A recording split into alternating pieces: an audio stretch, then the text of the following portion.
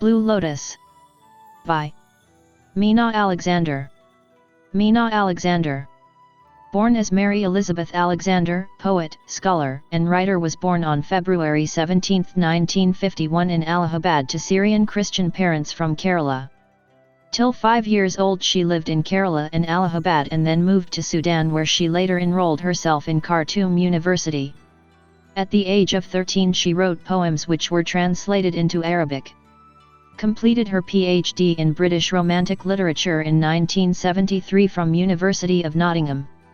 Worked as a lecturer in the Department of English, Mirinda House, University of Delhi. Published her first volume of poetry in India through the Kolkata Writers' Workshop. Died on November 21, 2018. Blue Lotus. Published in the collection Raw Silk in 2004. Indicates a painful sense of nostalgia.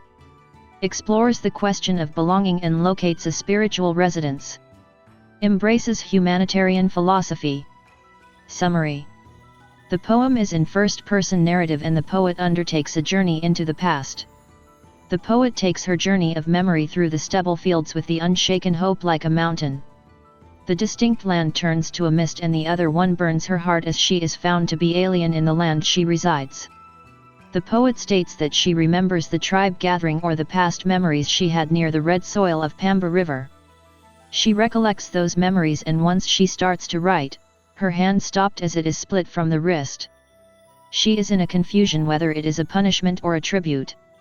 As a diasporic women writer she intends to forget some sort of bad memories and sort it in her poetry. She indicates a blue lotus in the garden of her grandmother which whirls its petals in moonlight like her. In the altar of her ancestral home there arises a man or a woman from the sperm which is the native one. She considers one as a ghost which she had not revealed and the other which is sharing the things. She states that the male-dominant society is making the mountain to break down and set on banana leaves. This makes a feast for the saints and they cry out their dead and are satisfied. The identity of the woman, like the mountain, is lost. In order to retrieve the identity the poet climbed the mountain and cleared the sand and ice with her hand and then by using a knife. While doing so she realized that the migration and the scattering of the people made the mothers desolate. The children too tries hard to establish their identity. They are trying to fit themselves in the land where they are by holding the cloud in their palm.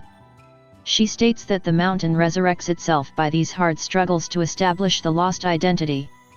In her own land she tries to purify her tongue to utter the lost language and she is learning the language again. She found it difficult to connect herself with the present situation in the land where children barter small arms. She says that the ground rules are abolished. She feels that the clouds from the shore near her grandmother's house is passing through her lines. The nostalgia or the clouds of memories are flashing in her. With the confidence that none cares what she writes, she is writing this sort of things in her notebooks. She hears a hoarse voice and a smell of household ghost, maybe her dominant man with whom she had no concord. She searches the rock of her identity through the ash trees on the riverbank of New York City with glazed towers. She states the words she had put in poetry is her incantation of her long way to her native home. She urges Wordsworth, Rabindranath, Cheslaw, Mirabai, Anna, and Adrian to lend their hands to her as she sings. As a stone having tongue she sings and seeks her ancestors to relieve her and comfort herself. Thus the poet exposes the lost identity of homeland and herself. For more videos, like, share, subscribe. Thank you.